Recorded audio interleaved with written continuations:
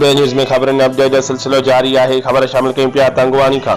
शिया इल्मा council पारां पेशावर जे साए खिलाफ़ एहतजाजी रैली इमाम बारगाह अल हुसैनिया खां थींदे शहर के मुख़्तलिफ़ चौकनि चौराहनि खां थींदे बस स्टैंड ते पहुती। उन मौके ते शिया काउंसिल जे अगुवाननि नजफुद्दीन मलक, जवार इरफान अली, मोहम्मद आलम बाजकानी, अमीर बख्श नसीरानी, अहमद खान ईसानी, अब्दुल हफीज़ खोसो मीडिया सां ॻाल्हाईंदे चयो त शिया उहा वाहिद क़ौम आहे जेको हर वक़्तु यज़ीदियत जी निशानी में रहियो आहे।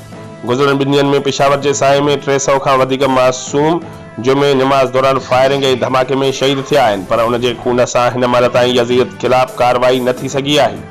असीं हुकूमत खां मुतालबो करियूं था त शहीदनि जे खून सां इंसाफ़ करे उन दहशतगर्दनि खे कैफ़रे किरदार ताईं पहुचायो वञे।